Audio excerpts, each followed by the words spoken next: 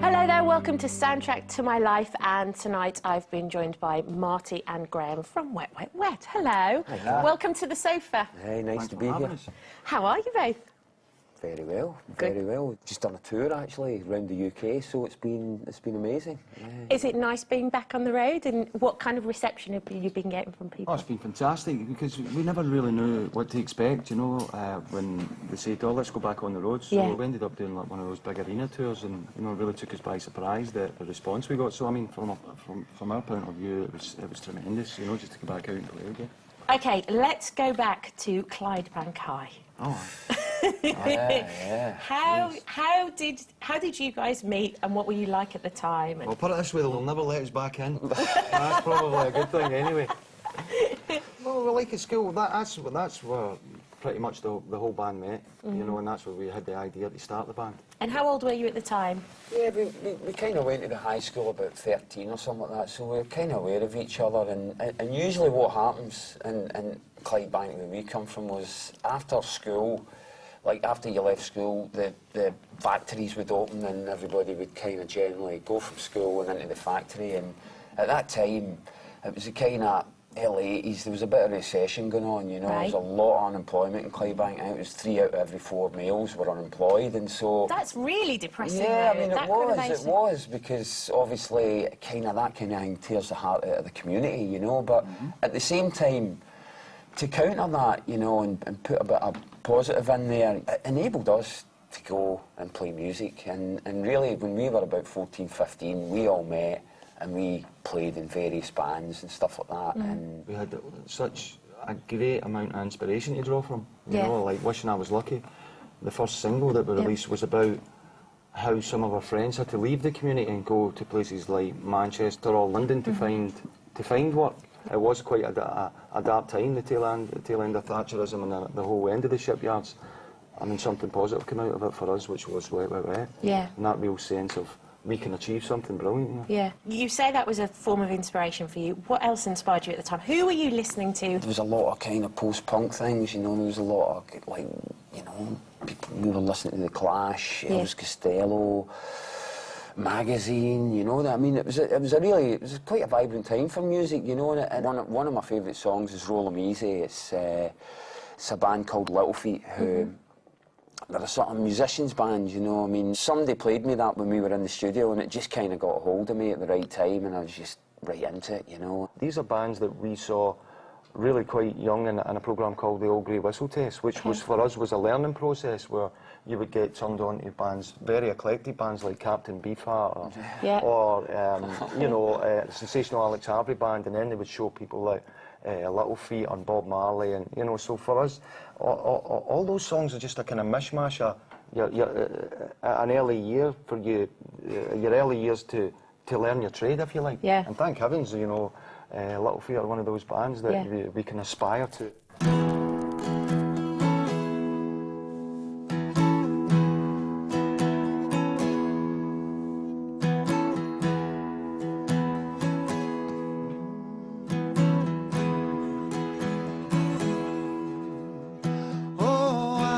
Just a vagabond, a drifter on the run, an eloquent profanity rolled right off my tongue. And I've dined in palaces, drank wine with kings and queens, but darling, darling, you're the best thing I've ever seen. Why don't you roll me easy, so slow and easy? Take my independence with no apprehension, no tension. You're a walking, talking blue paradise, sweet paradise. Sweet paradise.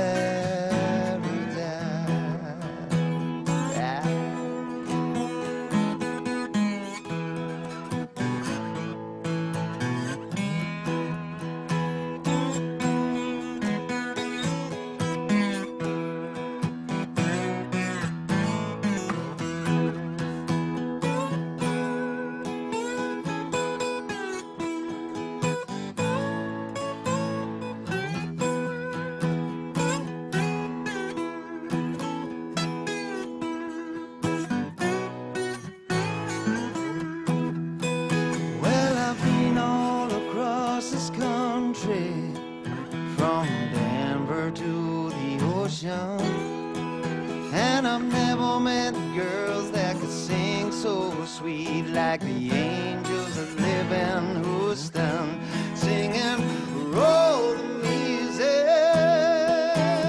so slow and easy. Play the concertina, be a temptress, and baby, I'm defenseless, singing harmony, oh, in a unison,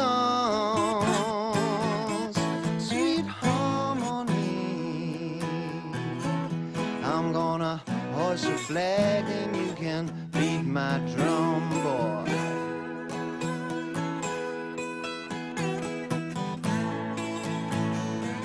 Come beat my drum.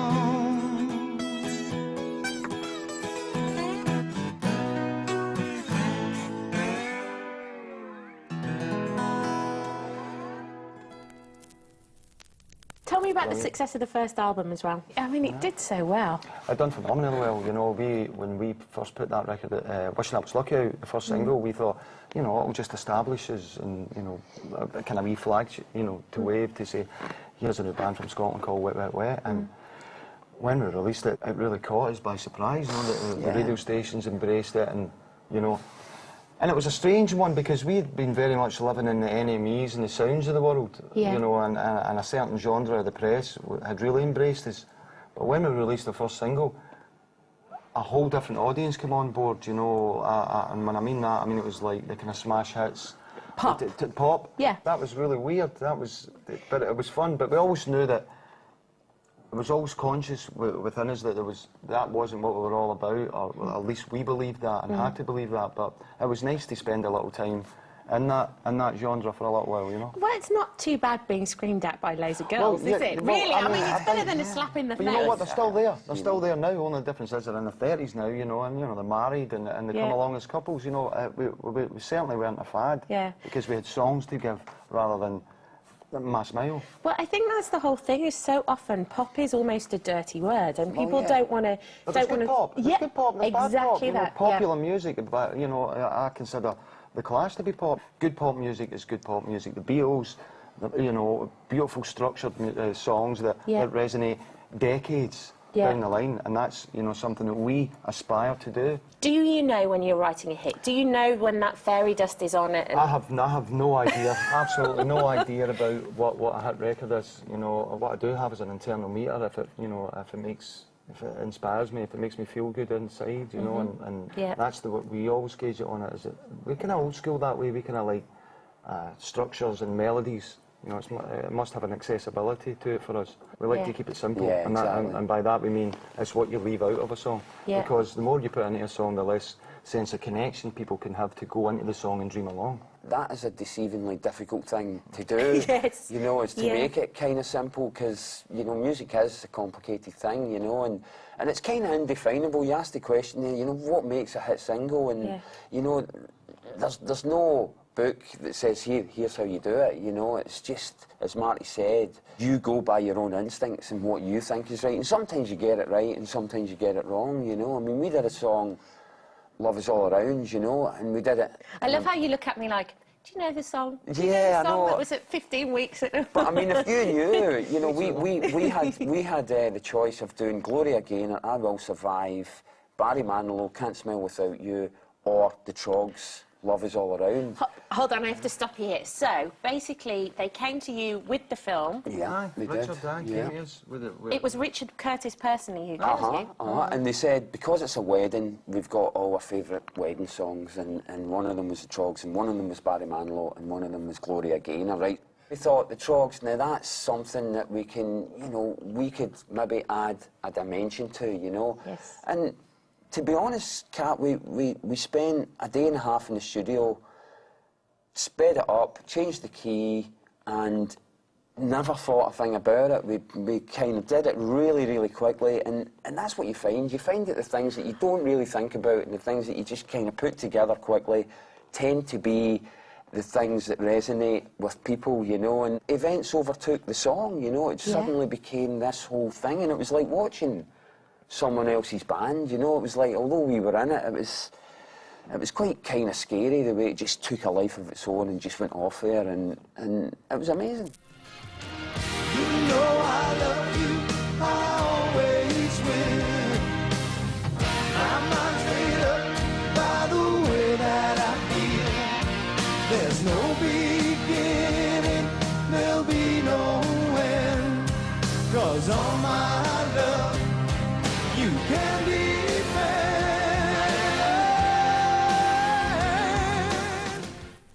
Another track you're doing. Goodnight Girl? Goodnight Girl. Yeah. Goodnight Girl. Good All night, right, girl. sweetheart. Goodnight Girl.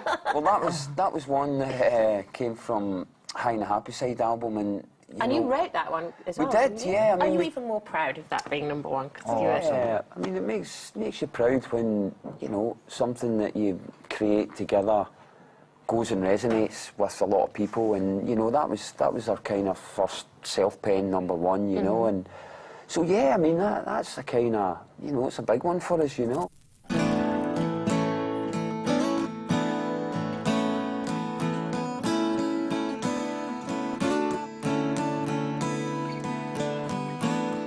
you tell what it is yet, mate?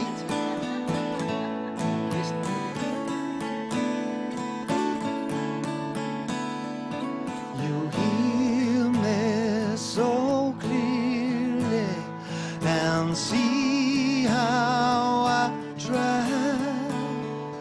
You feel me, so heal me and tear me apart. And I won't tell a soul, I won't tell at all. And I won't let them know about my girl. Caught up in your wishing well, hopes inside it. Take your love and promises, and you make them last. You make them last. Oh, how you make them last.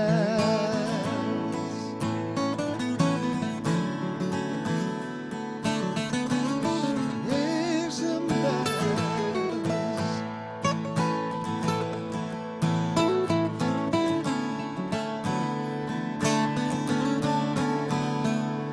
You keep me so near you and see me so far, and then you hold me and send me and deep in your heart, and I won't tell a soul, I won't tell at all. I won't let them know about my girl. Caught up in your wishing well, hopes inside it. Take your love and promises, and you make them last. Boy, you make them last. Caught up in your wishing well, hopes inside it. Take your love and promises, and you make them last. Boy, you make them last. When Goodnight Girl went to number one, our album was, then put the album at number one at the same time as well. And my mother got a T-shirt made up, and it had the charts on it, and it had where it went number one in the singles charts and where it went number one in the album charts. And then went and got her hair done, like every princess should. Oh. Brilliant, eh? And say to the lady to the left of her, "Is your boy number one in the charts?" "I don't think so. Here's some evidence." Little things like that make my day. Of course they do. What other things make your day? Like, what's been the best bits for you? When we get invited to do the Nelson Mandela concert, Yeah. and sing on that for us was just unbelievable, because we're fans of music, and you get to break bread with people like Eric Clapton and stuff like that, and Annie Lennox was there, and it was just a wonderful day, and a real sense of music bringing together many people, but for a good cause, for a reason. There was a purpose behind that, and everyone was embracing that purpose. Do you remember any conversations that you had with anybody? Yeah, That the Martin Offler one's a good one, wasn't it? Aye, Go on. We're really nervous to go out and play to the 60,000 people that are in Wembley Stadium. We said, hey, don't worry about the 60,000, just think about the 80 million watching you on TV, and then just disappeared like Just left it hanging just in the left it air. hanging like that. Aye. Yeah. Oh, really? Other tracks you're doing? A song called Weightless from the new album Timless, or Yeah. Tuneless as we like to call it, you know. But yeah, that was one of the first songs we wrote for the album, and it's a kind of cornerstone for me, you know. It was like, that was us, we got the kind of direction and we got a way into the album, and you know, it was always hard, especially, you know, we had a kind of what we like to call a sabbatical, when we kind of went away from each other for a few years and sort of reintegrated back into a kind of some sort of real life, you know, where, you know, there wasn't the madness of being in a band, you know. It was like sort of back to reality. You mentioned the Sabbatical. We did. Why did you decide to take one? I think, like any band, there comes a point in time when, especially we came out of school, we were really young, and suddenly we had success, you know. Somebody poured a big bit of money on top of us, and we ran as fast as we could for as long as we could, and I think when you do that, eventually something's going to trip you up along the way. And then when you're working class and you come from Glasgow, man, you know, you're always kind of made aware that this is only going to last 10 minutes, man. Make the most of it, you know. So in that sort of respect, you were kind of thrust into this lifestyle that was completely alien to every one of us, you know. The only thing, we were kind of hanging on to each other because we were experiencing the same things but had no realisation or even the savvy of how to deal with this, you know. And I just think that eventually it was going to implode on itself, you know. Of course we know about the heroin. There's no easy way to get into that link there. God bless you, but you know, Marty, you know the what? heroin, you know. I mean, And I'm saying you're happy and healthy, because otherwise it's a thing that it's the elephant in the room that no one mentions. No, I mean, I'm 10 years clean and surreal. Really?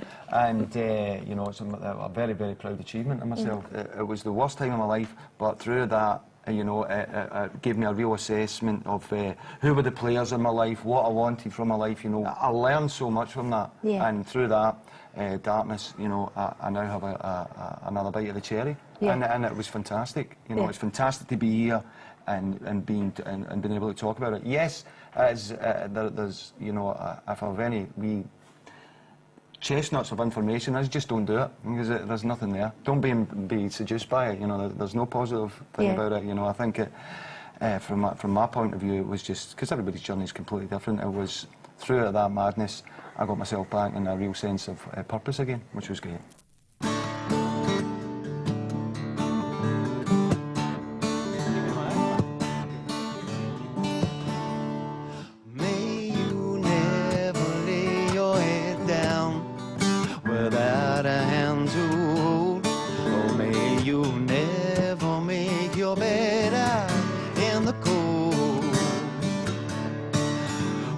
Just like some great strong brother of mine who you know that love is true, and he never talk no dirty behind my back, as I know some who do. Won't you please, oh won't you please, won't you baby be mine? Love is a lesson to learn in our time. Please, won't you baby be mine tonight? May you never lose your temper if you get hit in a barroom fight. Or may you never lose your woman overnight. Well, it's just like some great strong sisters of mine who you know that love is true, and they never hold no blades to stab me in the back, as I know of some who do. Won't you please, oh won't you please, won't you bear it in mind? Love is a lesson to learn in our time. Please, won't you bear it in mind tonight? May you never lesson to hold. Oh, may you never make your bed out in the cold. Well, let's just like some great strong brothers of mine who you know that love is true. And they never talk no dirty behind my back. There's a know of some who do. Won't you please, won't you please, won't you bear it in mind? Love is a lesson to learn in our time. Please, won't you bear it in mind tonight? Please bear it in mind. Bear it in mind, my love.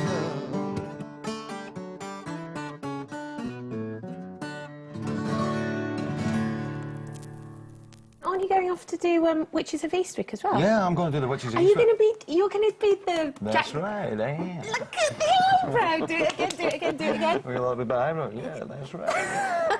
Are you excited? I went over to Washington and I saw a production of it, and there's a few rewrites that I've happened to put in some extra music, and Okay. I think it's ready for me to embrace another challenge like that.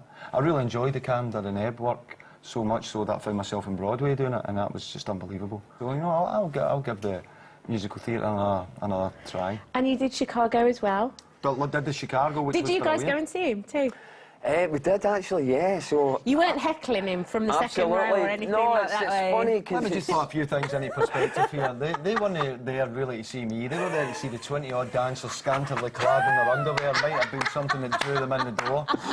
but it was great because you see your mate up there, you know, Yeah. got up there cutting it, and yeah, I mean, it was really brilliant to see. It was really great. What was the catalyst for you all coming back? Was there one, or was it just a point of right place, right time? We can't deny our history. What was it? Even although we weren't speaking for a while, for several years we didn't talk. The interesting thing about Wet is all our mums and dads hang out together.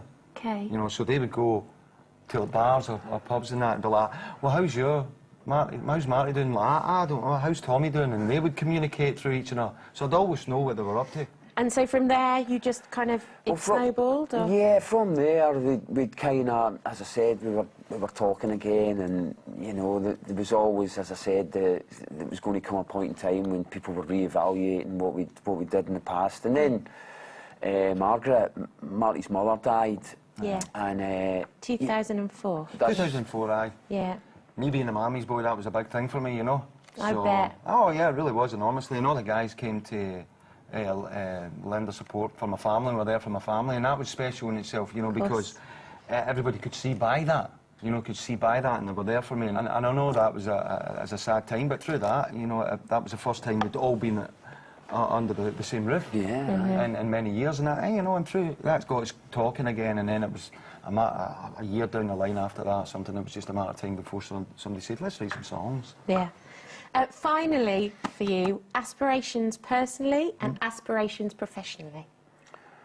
well, I think, you know, the old cliche of health and happiness is a big one, you know, that's what it's all about now, and you know, professionally, yeah, it's great to, you know, release records and have success, but, you know, for me it's more important just to be creative with my mates, you know, and that's what it's about. And you do know? you see it going on and on and on? Do you see? For the time being, Aye. anyway, yeah, aye. I think it has to be. I think that's from a personal point of view. Aye, just to continue breathing in with no short, sharp pains and the occasional massive heart attack. I mean, well, I'm not asking for much, but you know, that's the kind of plan, you know, to be and to be embraced by my family. Yeah. And that's it as simple as form. And if I can make a few quid along the way, happy days, Kat. Happy days. Absolutely. Can't say fairer than that, can you? You're right, man. Yeah, that's it. Thank you very much. No, thanks, thank you for Kat. talking to me, No, and thank you lovely. for being No problem. very It was honest great. and chatting away. Thank you no very much indeed. You're done. Hey.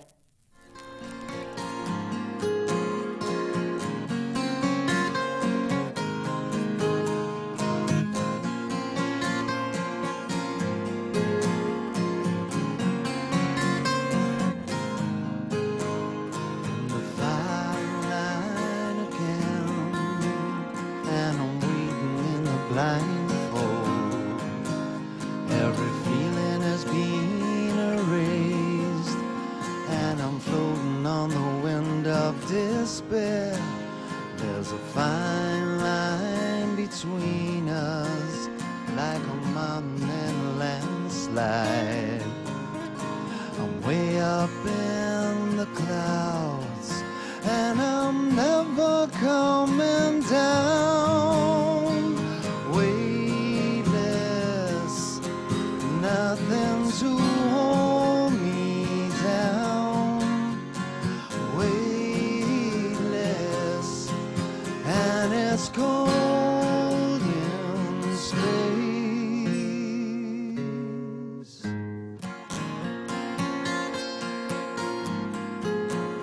I'm weightless now.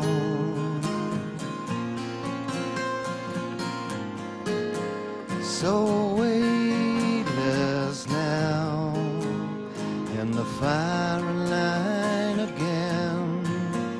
It's no different from the last time. I'm falling from the sky, and things will never be the same.